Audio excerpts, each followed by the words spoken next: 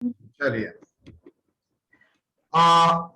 अगर आप लोग लास्ट क्लास तक देखते हैं, हम लोगों ने बेसिक फाइनेंशियल मैनेजमेंट का कॉन्सेप्ट समझाया है। उसके तुरंत बाद हम लोगों ने आप लोगों को टाइम वैल्यू ऑफ मनी का कॉन्सेप्ट सिखाया है। टाइम वैल्यू ऑफ मनी का कॉन्सेप्ट में मैंने कंपाउंडिंग टेक्निक आपको सिखाया था, single cash flow, multiple cash flow, at the end of the year investment, at the beginning of the year investment, सब कुछ दिखाया। उसके बाद मैंने डिस्काउंटिंग टेक्निक किया, वो भी सिंगल कैश फ्लो का डिस्काउंटिंग टेक्निक एंड एन्युटी का मल्टीपल कैश फ्लो का डिस्काउंट टेक्निक। इसके बाद लास्ट क्लास में मैंने इनफाइनाइट सीरीज का प्रेजेंट वैल्यू कैलकुलेट करना सिखाया था। उसका लिए एक एक का प्रॉब्लम कराया था। স্যার স্নেহা, আমি তো এই জন্য তোমাকে ডাকছিলাম, তোমার 11টা থেকে ক্লাস। হ্যাঁ স্যার, আমি তো জানি 10টা থেকে, তাই জন্য ভাবছি এটা কি হলো। না না না, আমি তোকে অনেকবার ডাকছিলাম। স্যার তাই নাকি? শুনতে পাইনি তো। হ্যাঁ, আমি অনেকবার দেখেছি স্নেহা বলে, 11টার সময়। বাবা, আমি ল্যাপটপ খুলে বসে আছি। ঠিক আছে স্যার, আমি 11টায় জয়েন করব। 11টা জয়েন করবি। হ্যাঁ। तो कॉस्ट, तो नेक्स्ट क्वेश्चन आ जाता है नेचुरली सर, हम लोगों को आज फंक्शन ऑफ फाइनेंशियल मैनेजमेंट में इंपॉर्टेंट एक चैप्टर आ जाता है, cost of the capital.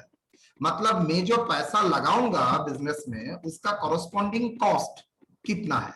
Now what is the cost of capital? That is जो कैपिटल प्रोवाइड करेगा उसका रिक्वायरमेंट कितना है, what is the require amount. तो that is called cost of the capital. तो मीनिंग क्या होता है कॉस्ट ऑफ कैपिटल का? It is the claim of the investor और the lender for allowing their money to utilise in the business. मतलब किसके, पहले डिसाइड कर लीजिए किसके पॉइंट से कॉस्ट देखेंगे, जो पैसा उठा रहा है उसके पॉइंट से, ना जो पैसा दे रहा है उसके पॉइंट से। सवाल होगा, जो पैसा दे रहा है उसका पॉइंट से मैं देखूंगा उसका मिनिमम रिक्वायरमेंट कितना है। एक्चुअली उसका अगर मिनिमम रिक्वायरमेंट में अगर सपोर्ट नहीं दे सका तो वो प्रोजेक्ट लेने का कोई मतलब ही नहीं। मान लीजिए जो पैसा दे रहा है, जो ग्रुप ऑफ पीपल पैसा दे रहा है, उसका मिनिमम रिटर्न रिक्वायरमेंट है, that is a cost requirement है। वो जो चाहता है that is cost for the finance. वो जो चाहता है वही मेरा कॉस्ट होगा। तो वो चाहता है 18%।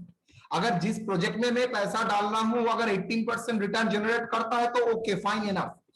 लेकिन वो अगर 18% रिटर्न जनरेट नहीं करता है, अगर वो फेल्ड टू जनरेट 18% रिटर्न, तो मैं बोलूंगा वो प्रोजेक्ट को लेने का मतलब ही नहीं है। क्यों? बिकॉज अगर वो प्रोजेक्ट लिया तो मैं उसको सपोर्ट नहीं दे सकूंगा, वो वैल्यू एडिशन के जगह वैल्यू डिटोरिएट कराएगा, तो वो प्रोजेक्ट को रिजेक्ट कर देंगे। तो हर प्रोजेक्ट इवैल्यूएशन के लिए मुझे उसका कॉस्ट ऑफ द कैपिटल, मतलब प्रोजेक्ट को फिनांस करने के लिए जो पैसा मैं ले रहा हूं, वो पैसा का प्रोवाइडर कितना पैसा चार्ज करना चाहता है उसका पैसा मेरे बिजनेस में लगाने के लिए। That is what is his और her minimum requirement to finance his money in the business. That is cost of capital of the organisation. So meaning, it is a claim of the investor or the lender for allowing their money to utilize in their business. It is a minimum rate of return that a project must earn. Project को इतना earning करना ही पड़ेगा, that is the minimum amount that a project can earn.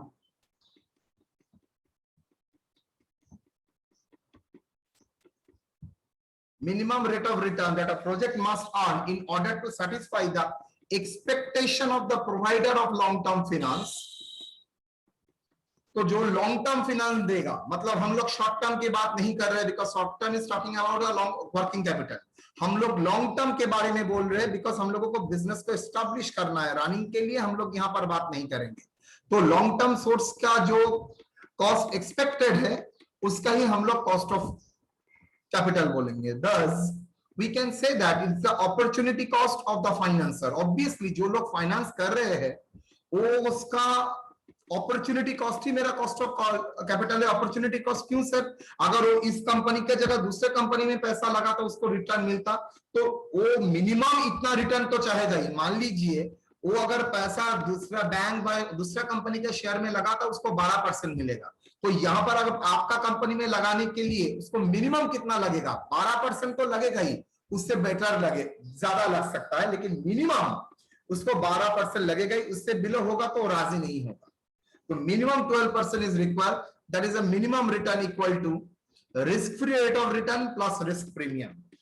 Minimum rate of return का मतलब वो जो जहां पर पैसा लगा रहा है अगर वहां पर कोई रिस्क नहीं है तो risk free rate of return मतलब जो बैंक इंटरेस्ट है वो रेट प्लस रिस्क लेने के लिए उसको जो कंपेंसेट करना पड़ रहा है वो रिस्क प्रीमियम, ये दो मिला के होता है, that is the minimum return.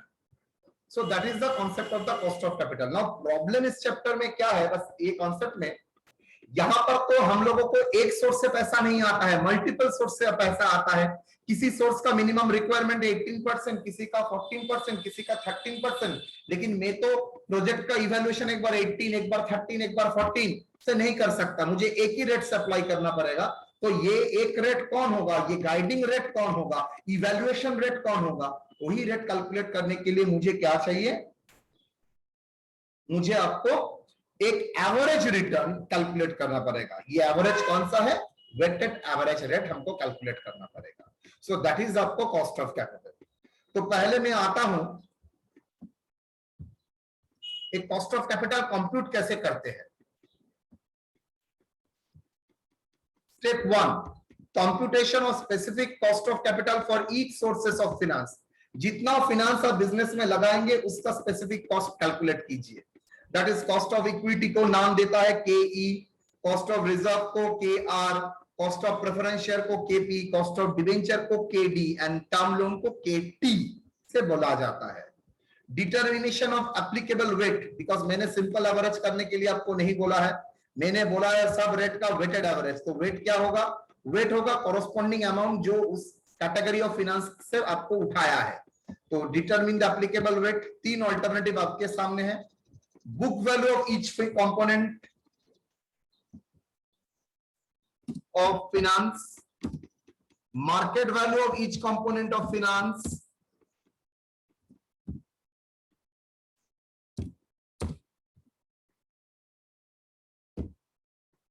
each component of finance,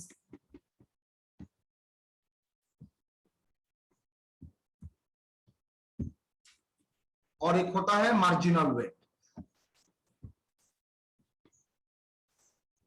marginal wait मतलब proportion of raising the additional finance.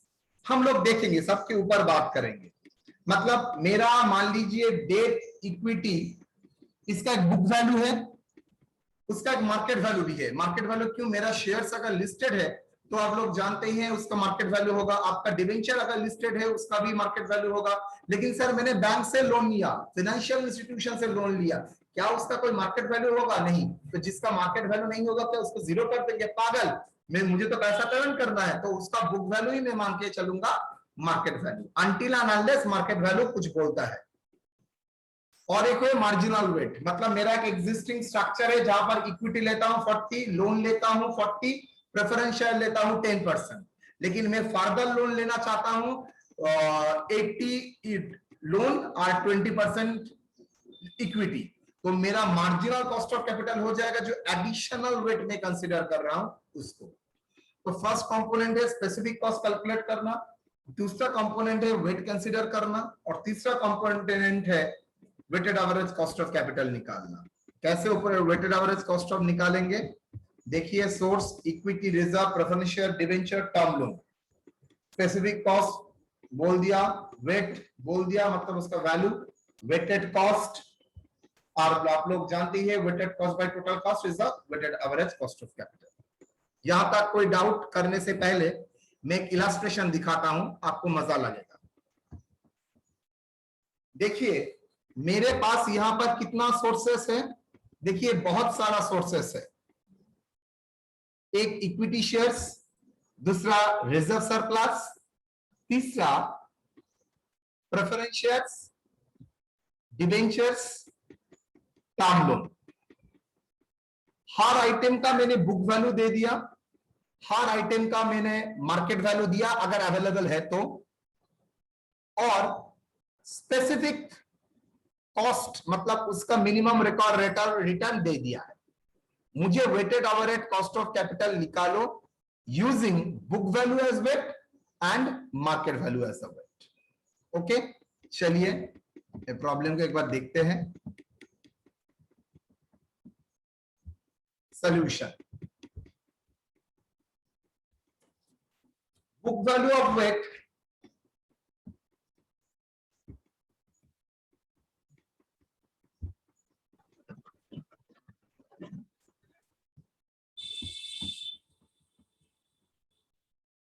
Equity का 5 लाख, रिजर्व सरप्लस का 2 लाख, प्रेफरेंस शेयर का 3 लाख, डिवेंचर का 4 लाख, टर्म लोन का 2 लाख। स्पेसिफिक कॉस्ट है 15, 15, 13.5, 8% एंड 6%। तो weighted book value, weighted cost क्या होगा? 15% into 5 lakh, 15% into 2 lakh, 13.5% into 3 lakh, 4 lakh into 8% and term loan 2% of 6 lakh. कुल मिला कि मेरा टोटल वेटेड कॉस्ट आ गया 1,89,500 और टोटल वेट है 16 लाख। तो मैं अगर बुक वैल्यू को मानता हूं तो मेरा weighted average cost of capital कितना आता है? 11.84%। मतलब मेरा जो डिस्काउंट फैक्टर, आप लोगों ने कभी पूछा नहीं था सर ये डिस्काउंट फैक्टर आपको मिलता कहां से है? ये कॉस्ट ऑफ कैपिटल से मुझे डिस्काउंटिंग फैक्टर मिलता है। तो यही मेरा गाइडिंग फैक्टर है। यही डिस्काउंटिंग फैक्टर से मैं क्या करूंगा? प्रोजेक्ट को इवैल्यूएट करूंगा 11.84%। अगर मैं बुक वैल्यू को कंसीडर करता हूं एज ए वेट। सर अगर मैं मार्केट वैल्यू को वेट कंसीडर करता हूं तो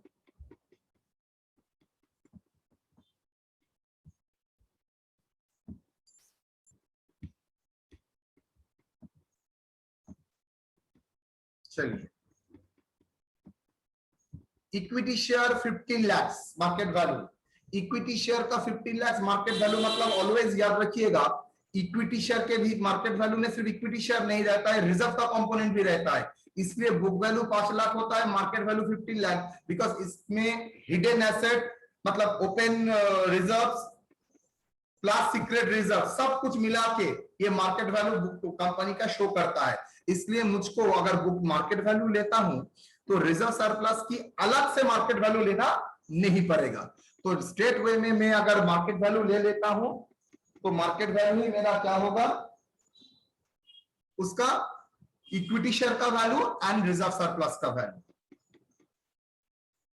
प्रेफरेंस शेयर का 3,30,000, डिबेंचर का 4,24,000 दे दिया है। टर्म लोन का कभी भी मार्केट वैल्यू नहीं मिलता है, तो बुक वैल्यू इक्वल टू उसका मार्केट वैल्यू सेम ही है, तो बाकी सेम रहेगा। वेटेड कॉस्ट मतलब ये जो स्पेसिफिक कॉस्ट 15% था पहले, उसको आप पहले 5 लाख के साथ मल्टीप्लाई किया था, अब 15% को 15 लाख के ऊपर मल्टीप्लाई करेंगे तो 2,25,000। सिंस रिजर्व ऑलरेडी कंसीडर हो गया बुक मार्केट वैल्यू में, तो रिजर्व को हम लोग नहीं लेंगे। प्रेफरेंस शेयर को लेंगे 3,30,000 के ऊपर 13.5%, 4,25,000 के ऊपर 8%, 2 लाख के ऊपर 6% करने के बाद आपका आ जाएगा कितना? Total long term finance fund आपका पास आ जाएगा एंड कॉस्ट भी आ गया। तो total market value of the long term fund है 24,54,000। सो 24,54,000, 3,15,370 डिवाइडेड बाय 24,54,000 इंटू 100, तो कितना परसेंटेज आएगा? 12.85%। तो ये था मेरा कॉस्ट ऑफ कैपिटल कैलकुलेशन करने का चैप्टर। तो यहां तक मेरा कैलकुलेशन ऑफ खत्म होता है। नाउ सवाल है यहां पर तो आपने स्टेप 2 मतलब cost of equity, cost of debt सब मैंने दे दिया है, लेकिन क्या प्रैक्टिकली रहेगा? नहीं। यहां पर तो बुक वैल्यू मैंने दे दिया है, क्या प्रैक्टिकली रहेगा? आंसर होगा एकदम नहीं। ये सब एक इलस्ट्रेशन पर्पस के लिए मैंने आपको दिया है। आपको प्रैक्टिकल लाइफ में ये सब स्पेसिफिक कॉस्ट कैलकुलेट करके वेट आइडेंटिफाई करके आपको weighted average cost of capital करना पड़ेगा। ठीक है बेटा? तो चलिए, computation of specific cost of each source of finance. अच्छा, उससे पहले मैं एक सवाल करूंगा, यहां तक कोई डाउट है तो बोलिए, यहां तक कोई डाउट है तो बोलिए। सर एक बार फिर से मीनिंग बता देते ना। कौन सा कौन सा मीनिंग से मीनिंग। किसका मीनिंग बोलो? कॉस्ट ऑफ कैपिटल का? जी सर। कॉस्ट ऑफ कैपिटल का मतलब है जहां से आप बिजनेस के लिए पैसा उठा रहे हो वो लोग कितना मिनिमम रिटर्न एक्सपेक्ट कर रहा है। मतलब वो लोगों को आपको फिनांस लेने के लिए वो लोग कितना पैसा एक्सपेक्ट कर रहा है आपका बिजनेस से, that is the required rate of return, that is there cost of capital. हाँ, उसके साथ अगर एडिशनल कुछ करना पड़ता है तब वो भी ऐड हो जाएगा। सो दो मिला के इसका कॉस्ट ऑफ कैपिटल हुआ कंपनी के पॉइंट ऑफ व्यू से। मतलब कंपनी के पॉइंट ऑफ व्यू से that is the minimum required return, मतलब मिनिमम कितना पेमेंट वो लोगों को करना ही पड़ेगा, that is your the cost of that source. Sir sir weighted average इसे ही क्यों करना है सर? बोलो सर वेटेड एवरेज मेथड से ही सर कंप्यूट कैसे करेंगे सर? सिंपल से नहीं कर सकते क्या सर? अच्छा, राजी करते हैं, बोलते हैं। आपने एक बिजनेस को इवैल्यूएट कर रहे हो, जो बिजनेस में ध्यान से सुनना, आपका लोन का पैसा लगा रहे हो जो चार्ज करता है 10%, एंड इक्विटी लगाओगे तो वो चार्ज करता है 20%। लोन का अमाउंट है 20 लाख और इक्विटी का अमाउंट है 1 लाख। आपको जो प्रोजेक्ट में इवैल्यूएट कर रहे हो, प्रोजेक्ट मिनिमम रिटर्न देता है आपका 14%। मुझे बोलिए तो प्रोजेक्ट को एक्सेप्ट करेंगे और नहीं?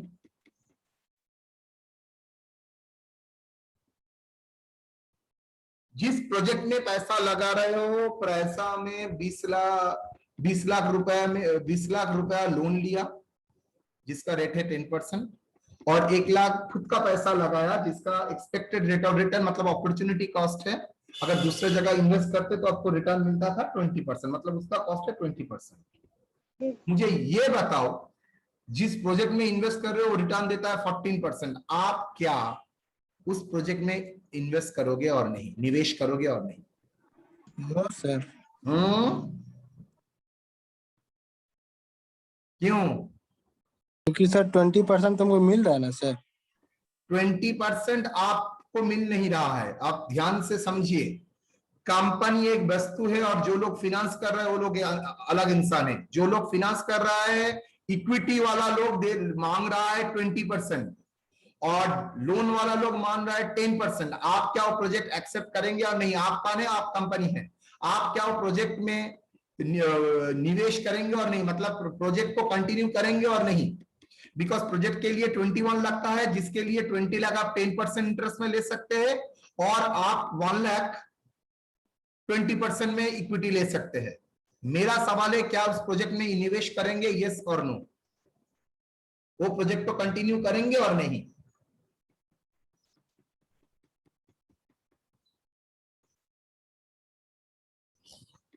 बोलो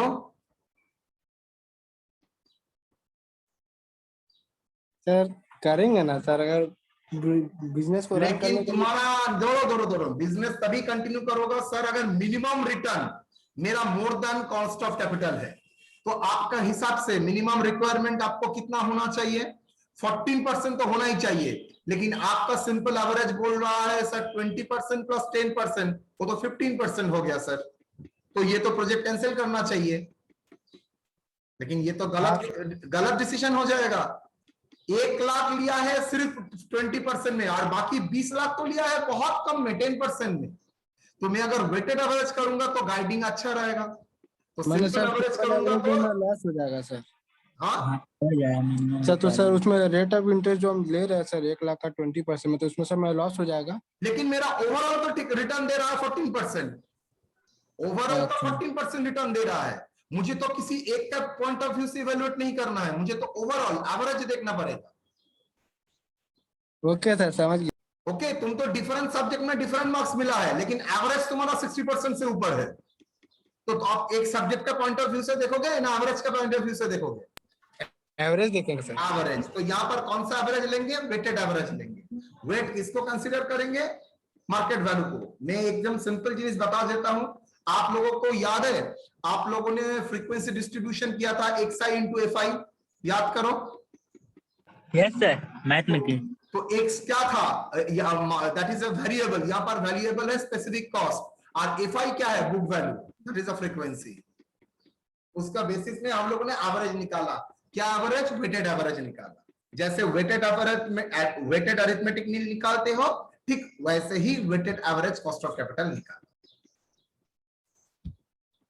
हेलो सर, हाँ बोलो। अगर सर क्वेश्चन में बुक वैल्यू और मार्केट वैल्यू किसी का मिसिंग है तो सर कैसे निकालेंगे?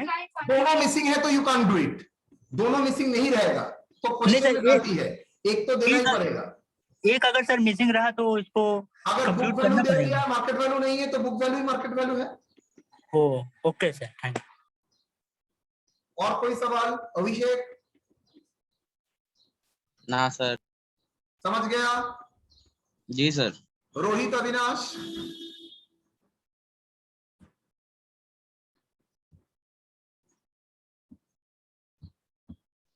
चलो, तो मुझे अब एक एक कॉस्ट को कैलकुलेट करना पड़ेगा। तो चलिए यहां पर करते हैं। इसका ऑलरेडी काम मैं करके रखा हूं, मुझे सिर्फ आपको दिखाना है। कॉस्ट ऑफ इक्विटी क्या है? The rate of discount at which present value of expected cash flow is equal to the value of share. क्या है cost of equity? The rate of discount at which present value of expected cash flow is equal to the value of share. मतलब कौन सा discount rate में, that is the discount rate, that is the value of R, जहां पर ये present value of share equate करता है present value of all series of dividend. I repeat, that is the rate of discount. वो cost of equity वही discount rate है, so that उसका present value of share मतलब share का आज का वैल्यू इक्वल टू जितना डिविडेंड इनफाइनाइट सीरीज में जो डिविडेंड मिलेगा उसका प्रेजेंट वैल्यू के साथ इक्वेट करता है। तो सर मुझे लग रहा है हम लोगों ने ये फॉर्मूला कहीं पर किया था, याद करो। ए 1 प्लस आर, ए डिविडेंड मैं मान के चल रहा हूं स्टेबल, नो ग्रोथ। ऊपर में देखो मैंने हेडिंग देके रखा है नो ग्रोथ, कोई ग्रोथ अगर नहीं है तो ए कटा जाएगा। तो फर्स्ट ईयर का डिस्काउंटिंग वैल्यू है 1 plus R to the power 1, second year का 1 प्लस आर स्क्वायर, ए 1 plus R to the power 3, fourth year 1 plus R to the power 4 and so on. तो इसको क्या बोलेंगे? देखो इनफाइनाइट सीरीज आ गया। तो present value equity share formula याद है? ए बाई आर सिखाया था, यस और नो? Yes sir. क्लास में ही सिखा था, कल का क्लास में ही सिखाया था। तो केई मतलब that is the cost of equity minimum required return, that is the discount rate. K E equal to क्या होगा? Dividend divided by market value of equity share और the net proceed from the shares. तो D by NP is the ultimate formula. तो इसका चर्चा मैंने कल भी करके रखा था, सो दैट आपको रट्टा नहीं मारना पड़े, मैंने समझा के रखा था, उसी को मैंने इस्तेमाल किया था। That is present value of infinite series of cash flow का फॉर्मूला था present value equal to A by R. तो यहाँ पर आर आपको निकालना पड़ेगा, that is cost of equity. तो आर इक्वल टू क्या हुआ? A by present value, present value मतलब इक्विटी शेयर का प्राइस, तो dividend by market value of equity share और नेट प्रोसीड। नेट प्रोसीड का मतलब है अगर आपका इशू एक्सपेंसेस है तो इशू एक्सपेंसेस माइनस करने के बाद आपको कितना उस शेयर बेचने से पैसा आता है, आपको मतलब जो पैसा उठा रहा है उसको बोलते हैं net proceed. So D by NP that is cost of equity. तो फॉर्मूला हुआ डी बाई एनपी। एज्यूम करते हैं नो ग्रोथ, लेकिन सर यही अगर ग्रोथ रहता, देखो कल भी क्लास में कराया था इनफाइनाइट सीरीज विद ग्रोथ, याद आ रहा है? ए करके फॉर्मूला कराया था, A by R minus G, याद करो कल का class. Present value equal to A by R minus G, A dividend after 1 year, R equal to cost of equity, G equal to growth rate. तो fine, cost of equity इधर उधर करेंगे तो क्या हो जाएगा? Dividend per share by dividend after 1 year divided by market value of equity shares or net proceed plus growth rate of dividend equal to d1 by np plus g। तो ये हुआ, ऊपर था विदाउट ग्रोथ का dividend का formula, ये growth का cost of equity का formula. Using capital asset pricing model, equity share का कॉस्ट कैलकुलेट करने के लिए एक सीएपीएम मॉडल इस्तेमाल होता है। आपके सिलेबस में एकदम मिनिमम है, दैट इज उसका सिर्फ चर्चा है, वही मैं कर रहा हूं। सीएपीएम मॉडल वहां पर बोल रहा है कॉस्ट ऑफ इक्विटी का 2 पार्ट होता है, एक risk free rate of return plus risk premium. तो risk free rate of return क्या होता है sir? Risk free plus risk premium होता है। RM minus RF into beta. Beta का मतलब, RF मतलब risk free rate of return, RM मतलब है market rate of return, that is Sensex और निफ्टी का रिटर्न, और बीटा है मेजर ऑफ रिस्क, मतलब मार्केट अगर 10% मूव करता है तो कंपनी का शेयर कितना परसेंट मूव करेगा, यही उसका मेजर ऑफ रिस्क होता है, जो इंडिकेट करता है बीटा से। तो दैट इज अ बीटा। तो केई का फॉर्मूला में इस प्रोसेस से भी निकाल सकता हूं। Next, cost of reserve using the internal yield criteria. Cost of reserve is the specific cost of equity, मतलब इक्विटी का जो कॉस्ट है वही कॉस्ट ऑफ रिजर्व है। उसका और एक भी क्राइटेरिया है, एक्सटर्नल यील्ड क्राइटेरिया, मतलब बाहर अगर इन्वेस्ट करता हूं तो मेरा कितना रिटर्न आएगा। तो बाहर के लिए केआर हो जाएगा केई इंटू 1 माइनस पर्सनल टैक्स, मतलब मेरा जो रिटर्न होगा, अगर मैं वो डिविडेंड आपको दे देता, रिजर्व दे देता, तो आपको टैक्स देना पड़ता, टैक्स माइनस करने के बाद कितना आपको आता है। तो फॉर्मूला होगा KR equal to KE into 1 minus TP, TP मतलब पर्सनल टैक्स रेट। ये करने से आपको आ जाएगा cost of reserve.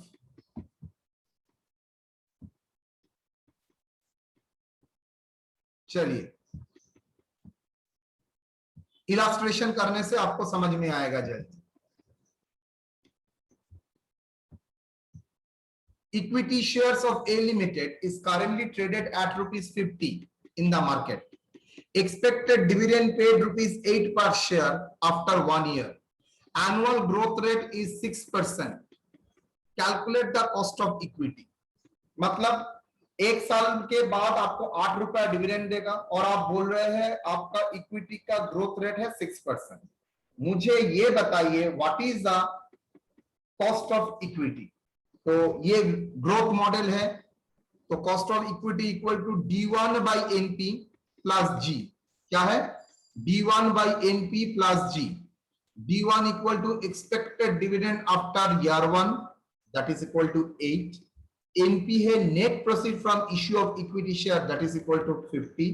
G equal to growth rate of dividend, that is 6%। So cost of equity क्या होगा? 8 by 50 plus 0.06, that is equal to 0.22, that is equal to 22%। इसका मतलब है अगर मैं इक्विटी से मेरा बिजनेस को फाइनेंस करना चाहता हूं तो मिनिमम मुझे 22% उसको रिटर्न देना पड़ेगा। तो that is the cost of equity. यहां तक कोई प्रॉब्लम है?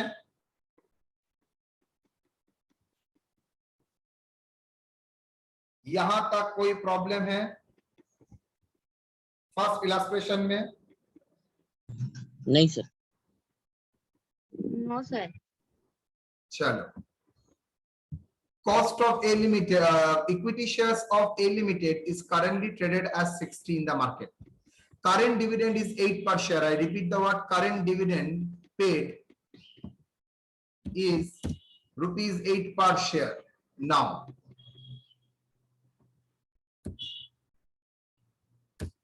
annual growth rate of dividend is 5%. Calculate the cost of equity and brokerage on issue 2%. चलिए, फॉर्मूला वही लगेगा, D1 plus net proceed plus growth G। तो what is the D1? D1 is the expected dividend after 1 year. D1 is the expected dividend after 1 year. मेरा current dividend कितना है बेटा? Current dividend कितना है? 8 रुपीस। 8।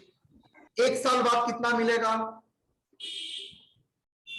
कॉमन सेंस लगाओ, अगर growth rate आपका 5% है तो 1 साल बाद कितना मिलेगा? तो 8 का 5% होगा सर। 8 का 5%, that is equal to 8.4। Yes और नो? जी सर। चलिए, नेट प्रॉफिट क्या होगा? आपका market price less brokerage. Market price कितना था? ₹60। ब्रोकरेज कितना है? 2% ऑन 60, तो कितना आएगा? 58.8। G equal to growth rate of dividend कितना? 5%। कॉस्ट ऑफ इक्विटी कितना है? 8.4 बाई 58.8 प्लस 0.05, कितना आ रहा है? 19%। देखो कोई problem?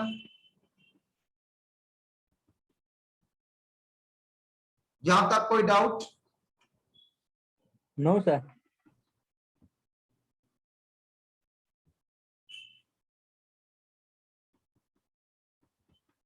Equity share is currently traded at a 75 in the market. Current dividend paid is rupees 10 per share. Dividend paid is rupees 10 per share. Calculate cost of equity, issue expenses 5%. बोलो।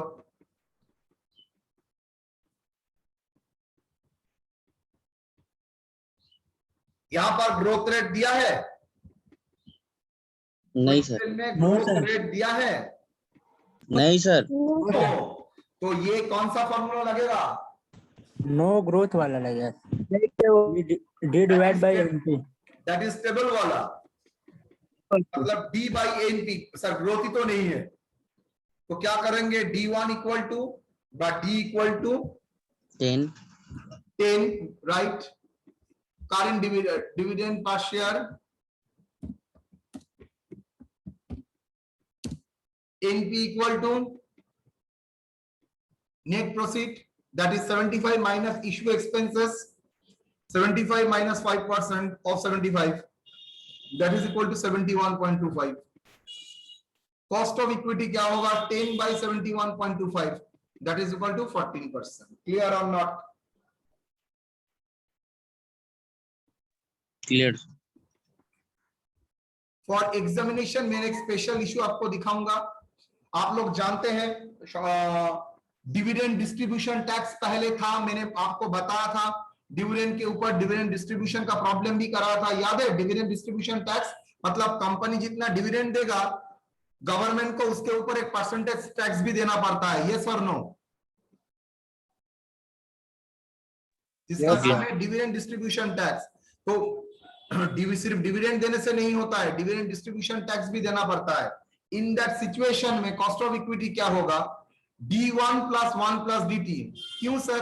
मान लीजिए मैं 10 रुपया का डिविडेंड दे रहा हूं, plus dividend distribution tax company को देना पड़ेगा 10%। मुझे बोलो तो अल्टीमेटली कितना देना पड़ेगा?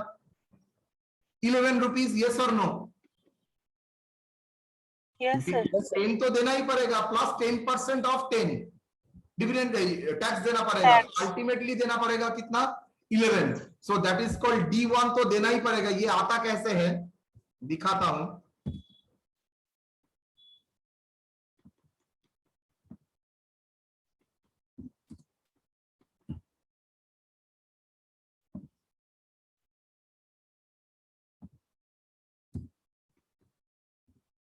D1 plus D1 into DT। Okay, मतलब डिविडेंड तो देना ही पड़ेगा, प्लस डिविडेंड के ऊपर डिविडेंड डिस्ट्रीब्यूशन टैक्स भी देना पड़ेगा।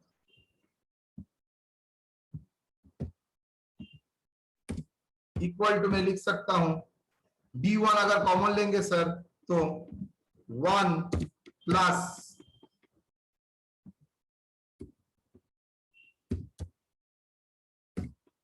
ओके, तो D1 plus 1 plus dividend distribution tax. मैंने समझा भी दिया आप लोगों को।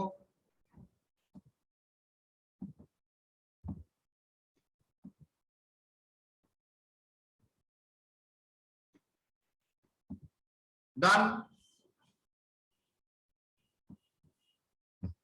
तो D1 plus 1 plus D2।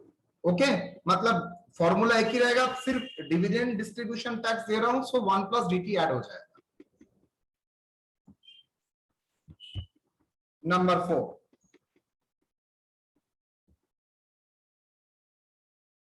equity share of A Limited is currently traded at rupees 50 in the market. Expected dividend paid rupees 8 per share after 1 year. Annual growth rate is 6%. Calculate cost of equity assuming dividend distribution tax is 15%. क्या होगा? Formula लगेगा मेरा dividend distribution tax वाला। Basic formula ये है, वहां पर dividend distribution tax मैंने ऐड कर दिया। So D1 is expected dividend, that is 8. NP net profit equal to 50. Growth rate 6%. Our DT dividend distribution tax is 15%. So cost of equity कितना हुआ?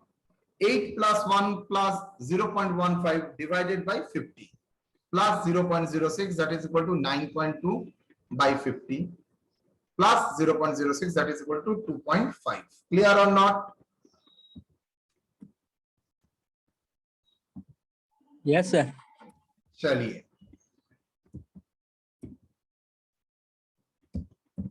risk free rate of return is 8%, and market return is 16%.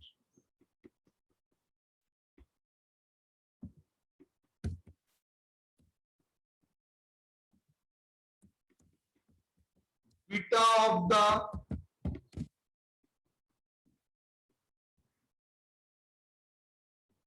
companies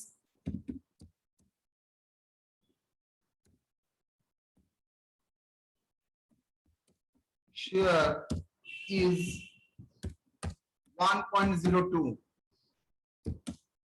Calculate cost of equity shares under CAPM, capital asset pricing model. Shares using CAPM model.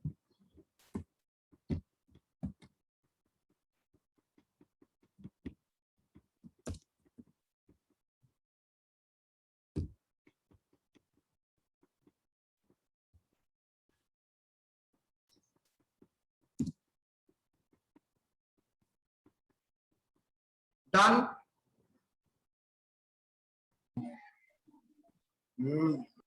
So using CAPM model,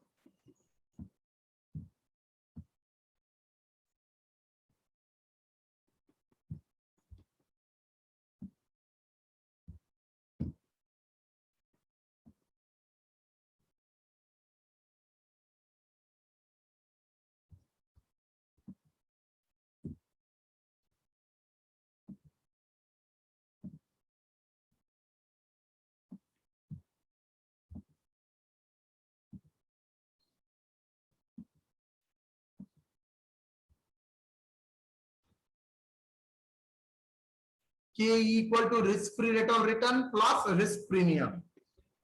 KE equal to RF plus beta RM minus RF. तो RF equal to risk-free rate of return कितना? 8%. Market rate of return 16%. beta equal to कितना? 1.02. अगर question में ये सब नहीं देता है तो कभी आप कैलकुलेट नहीं करेंगे CAPM मॉडल से, देन डिविडेंड अप्रोच से ही मॉडल होगा। और therefore KE कितना होगा?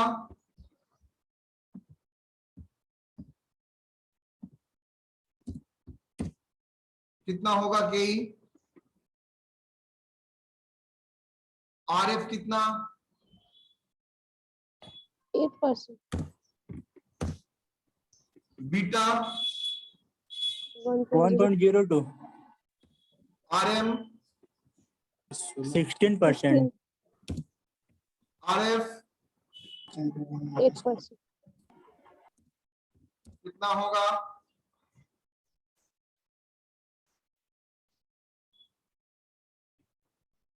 एट % है रिस्क फ्री रिटर्न, और रिस्क प्रीमियम कितना होगा?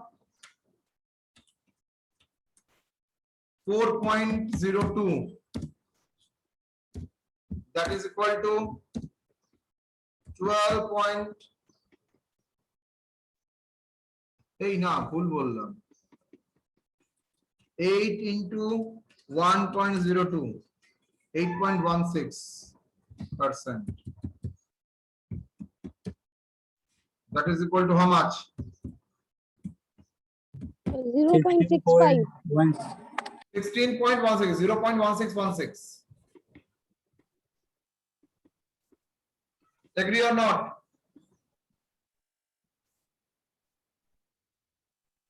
लास्ट प्रॉब्लम दूंगा, बोलिए तो मुझे अच्छा लगेगा।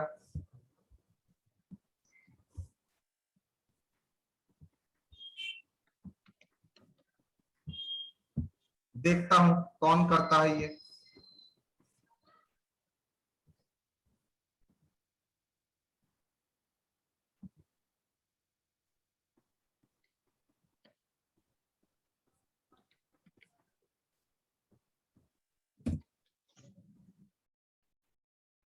ना, मुझे और एक चीज करना है।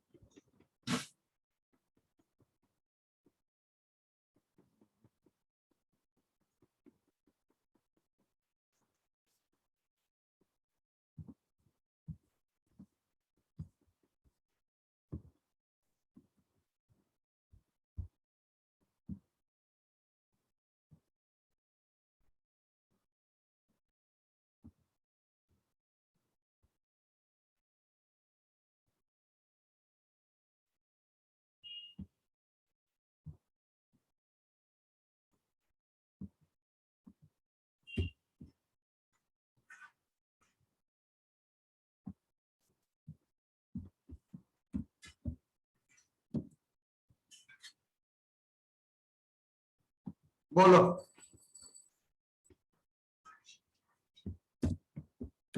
Calculate cost of equity and cost of reserve.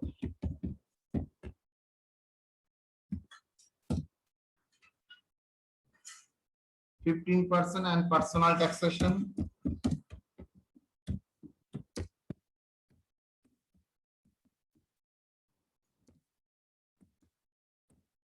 बोलो।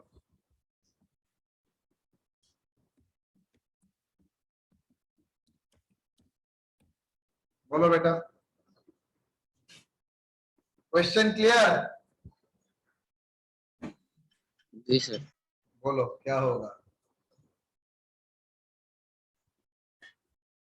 सर फॉर्मूला तो समझ में आ गया ही होगा, इसमें कोई शक नहीं है। सीएपीएम तो अगर बीटा नहीं देता है तो सीएपीएम तो इस्तेमाल नहीं कर सकते हैं।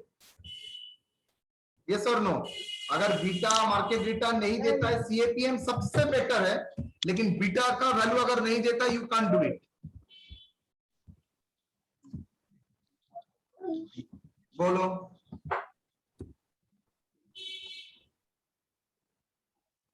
क्या होगा डिविडेंड? देखता हूं कौन बोल सकता है।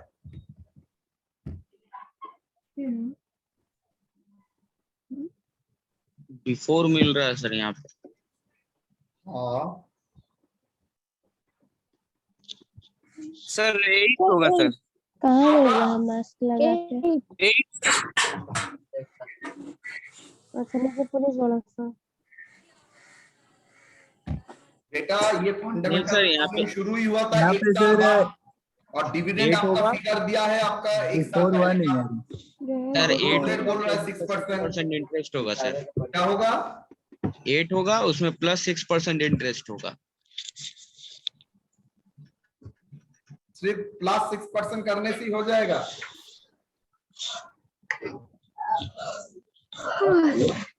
देखो साउंड बंद रखो। Dividend before 1 year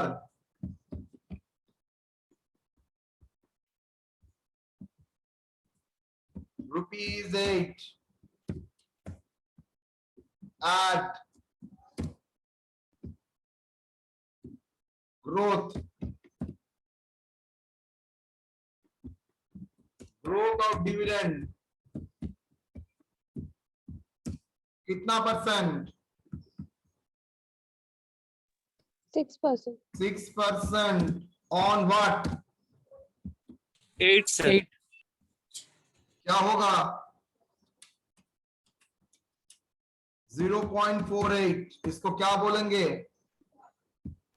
dividend now. Yes और नो? एक साल पहले था 8, तो आज के डेट में क्या आएगा? रुपीज 8.48। यस और नो? Yes sir. एंड मुझे तो डिविडेंड एक साल के बाद लेके जाना है, तो क्या करना पड़ेगा?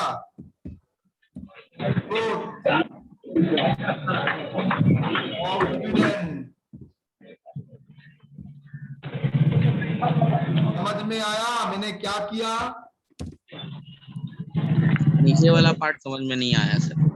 अरे भाई, एक साल पहले वाला था, उसको पहले एक साल के में लाओ, उसके बाद फिर से एक साल के बाद में लाना। आपको तो डिविडेंड का फिगर D1 लेना है, आपको तो फिगर D1 लेना है। इतना बड़ा दिन का पैसा बढ़ रहा है। अरे अविनाश,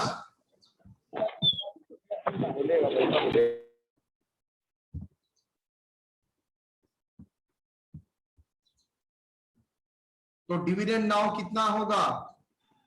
एक साल पहले, मतलब मुझे आज इन्वेस्ट कर रहा हूं 2021 में, मुझे पहला डिविडेंड, मुझे जो डिविडेंड लगेगा दैट इज 2022 का। क्वेश्चन में मुझे 2020 का डिविडेंड दिया है, तो मुझे क्या करना पड़ेगा? 20 से 21 का डिविडेंड लेना पड़ेगा, 21 से 22 का एक्सपेक्टेड डिविडेंड कैलकुलेट करना पड़ेगा। समझ में आया? जी सर।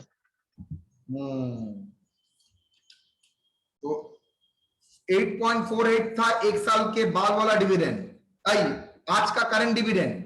तो एक साल बाद कितना डिविडेंड एक्सपेक्ट कर रहा हूं अगर 6% ग्रोथ है तो? इंटू 6%, 0.5088 0.5088, 4 तो एक्सपेक्टेड डिविडेंड,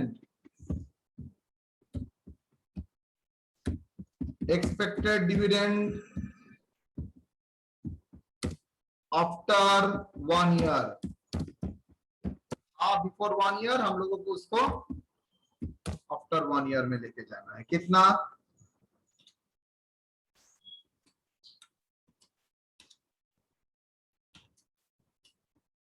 8.9888। ओके, तो हम लोग क्या करेंगे? 8.9 that is equal to rupees 8.99 approx कर दिए। नेट प्रॉफिट 50, उसमें कोई शक नहीं है। Growth rate 6%, dividend distribution tax 15%, तो ये फिगर क्या हो जाएगा? 8.99। ओके, तो 8.99 into 1.15 divided by 50 plus 0.06, 0.2667, that is equal to 26.67%. Clear or not? Sir इसमें एक और 30% इंटरेस्ट रेट दिया, तो उसका क्या करना है? रिजर्व कैलकुलेशन के लिए वो मैंने अभी तक नहीं किया, अभी करूंगा। Cost of reserve, cost of reserve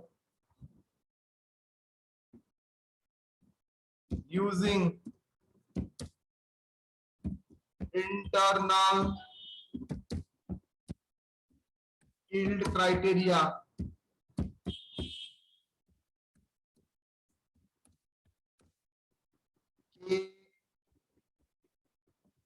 are equal to K E equal to 26.67%. Cost of reserve equal to using internal yield, external yield,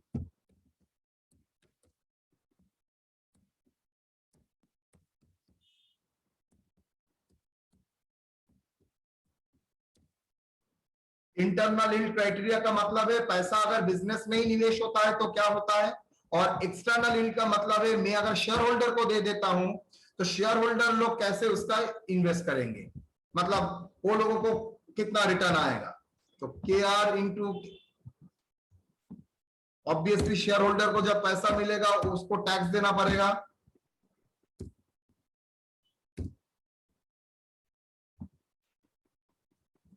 one minus P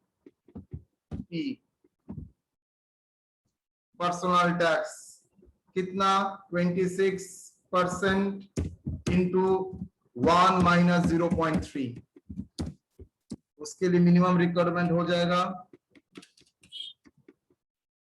0.1863, that is equal to 18.63%। अगर पर्सनल टैक्स का rate बोल देता है तभी external yield criteria use करेंगे, नहीं तो 99% case में KR इक्वल टू T। ठीक है बेटा,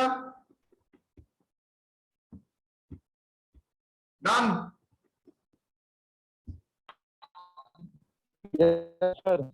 Yes, sir. चल